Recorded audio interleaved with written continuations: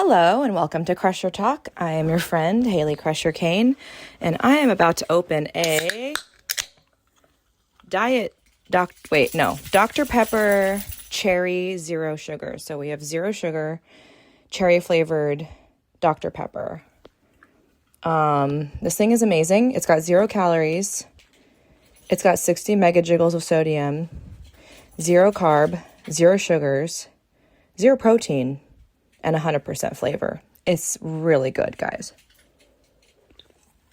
I'm drinking such a thing as I am staying in Belfair, Washington at my mom and stepdad's house. My stepdad is diabetic, and so he has all of the goods in terms of sugar-free, delicious stuff, because once you have a restriction, you become an expert on said restriction. For instance, I don't do well with dairy, and so I know all about the good dairy-free things. In fact, at Starbucks yesterday, I had a really good, I didn't know they had this. They have a cold foam that is either oat or almond milk cold foam with vanilla you can put on top of anything, iced, and it blew my mind. We're truly living in the future. I am petting my little baby girl Gidget. Peyton Manning is drugged. He is getting his pre-trip drugs because I am driving down to Portland today to visit some family, and Dr. Cain is here at my mom's house working on some remodeling. So I'm gonna have a week just kind of doing my own thing and catching up on some projects and work and hanging out in Portland and hanging out with family and multiple chihuahuas. At least I think 4 to 5 chihuahuas will be present, including my chihuahuas, at my aunt and uncle's house in Portland. A little bit of what we've been doing while we've been in Washington, thrifting, antiquing, and it got me thinking about some of the strategies and tips and tricks that I use when I go out and thrift and antique. I think, first of all, you have to check your energy levels and see where you're at, because at least for me, I can go in real hot and then get real burnt real quick, thinking I'm going to go to all these places, I'm going to look at all these things, and then by the second place I go to, I'm just completely zonked because of the amount of stuff to look at. So I think you have to know what mood you're in. Are you in a mood of just going by the Goodwill and like poking around while you drink your coffee, or are you in the mood of rapidly looking for one item and going from place to place to place? Because that can be really fun. My mom and I went to a cool area of Tacoma and went to a few antique places, one of which was a multi-story place that had like 3 or 4 stories of different little cavernous booths and antique places. And there was a vintage camera store and a weird vintage library at the very bottom with old books. Just a really unique place. I'll link that in the notes. But we were looking for a black dress. It's my mother's 70th birthday at the end of the month. And so it's a black and white party, and she's wearing color. And I don't know if you know this about me, but if you've been following the Crushers for any length of time or enjoying our aesthetic, you know that color is big in our world. And I don't really own anything really black that's like party worthy. So we were looking and it was fun to actually have one thing to look for, which is one of my tips. Like, think of the one thing you're looking for, because it can be so fun to go place to place and look for a black dress, or maybe you're looking for a specific food preparation item like a waffle maker or a coffee maker. I bought my last coffee maker at a thrift store, and I looked for a few weeks every time I went to a thrift store, I looked in their coffee maker area, like the home appliance area, until I found one that was suitably small and easy to use. But I think that can be so fun, especially if you're traveling, because everywhere you go, it's a new opportunity to see, maybe you'll find that golden goblet somewhere. And so what else? Dr. Cain purchased a very disturbing, haunted-looking sculpture, which I did not condone. I said, if you bring this into my mother's house, it will be cursed, and there will be ghosts, and we probably will all be murdered. So, but he did find some, like, homemade art. I don't know if you guys have ever come across homemade art that has been given away, and I always wonder what the story is behind those things, because you know that somebody was gifted that ugly ashtray that the kid made and they held on to it for 40 years. Who knows? Maybe they died and they still had the damn ashtray. But more often than not, you have to think at some point they just were like, okay, I'm getting rid of this. It's ugly. Okay. So anyways, speaking of that, at one of the Screeching Weasel shows that we did, God, I think it was Jurgles. Don't ask me what town that's in, but I know it was the venue Jurgles because I love saying the word Jurgle. There was a friend who came up, and follower of Screeching Weasel came up and had this homemade, like, I don't know if it was ceramic or if it was wood or what, because my memory is a little bit shot, but it was like a homemade weasel face kind of thing, and it looked like the Screeching Weasel logo, but it was also like the Temu version, almost like when you see not Bart Simpson, but Bort Simpson, Bort Simpson, the bizarro version of Bart Simpson. And I think she had it signed. I can't remember, but I'll see if I have a picture in my phone. It was really funny. When you find like old weird paintings people have done, like I know I did at one point a painting of the lead character Arnold from Hey Arnold onto canvas when I was probably like 7, and that's probably sitting in some antique store somewhere, or thrift store rather. Next tip is, like make sure you're deciding whether you're somebody who needs the curation of an outside person to keep you sane, or if you want to dig and dig and dig. And I would say on the far side of the digging would be, like the extreme side would be going to the by the pound thrift stores, like the Goodwill by the pound, because you can find those here and there, and literally digging through the muck. And it's going to be smelly, and you're going to find weird stuff you didn't want to see, and your arms are going to get tired. On the other end would be some of the more curated antique thrift stores that are usually I see them a lot in California and the West Coast, that are overpriced, but at the same time, you're paying for that person's style, their eye, their labor, going out and finding this item, making sure it's mended, cleaning it for you. So it's like, it's important. And people always complain about, oh, this place is overpriced. Oh, this place is, crazy. Like there were some spots in Denver that I had to check myself, because not only was the stuff not overpriced, it was, but it wasn't, because it was curated. And some of the stuff I was looking at was actually like, actual handmade items that local artisans had made as well. And you have to pay for their labor. You have to pay for the materials. You have to pay for, what it took to make that thing. So I don't know. I just think that there's a lot of like grumbling out there, especially with people being like, the Goodwill's prices have gone out of control. I agree. They're a little higher than usual. But if you're going to pay $6 for a dress versus like 50 cents, is it really that big of a deal? Especially if you're just going to enjoy that piece and not turn around and resell it. Because if you're in the reseller market, boo-hoo, but that's all part of the game.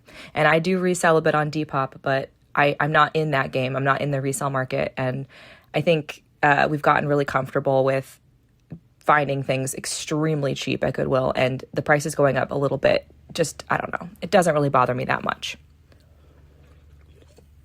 I'd say we stopped at an antique or thrift store in every state we went through, and there were quite a few states between Detroit and Washington. We went to a Vincent de Paul, I think is what they're called, that felt a little like a storm shelter. It was like underground. We went to, a weird, like, I don't know, it was sort of like a barn inside of a barn. On the way, I think that was it in Idaho somewhere? I don't know. And what did we find?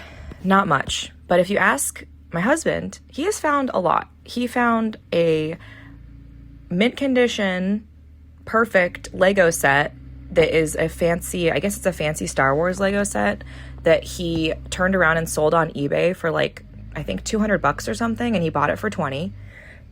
He found a really cool, old, ugly, kind of like, what's the guy's name? I forget the guy's name, but 80s sweater that's really ugly, but I guess they're really popular right now in certain communities. and it's like bright blue with like gross like yarn on it and stuff. And it's a specific type of sweater that we noticed was selling for pretty high in Detroit, but they're very 80s. I think they're worn ironically. Maybe they're early 90s. I'm thinking of the Jell-O man who's now in jail. What's his name? On the show Family Matters. See, this is disturbing. I feel scared that either COVID has destroyed my brain or I have early onset dementia, because how can I not remember his name right now? Bill Cosby. Thank you. Oh God, Bill Cosby. May he rot in jail. But Bill Cosby sweater that he's going to resell for like $80 or more. And he bought it, I think, for like at a by the pound place. In fact, or actually by the ounce place. This place, you guys, is my favorite. I go there every time I'm in Colorado or Glenwood Springs, Colorado. It's a Y2K dead stock thrift store. So everything they have is pretty much dead stock from early 2000s fashion. So I've even bought like underwear from there that's never been used.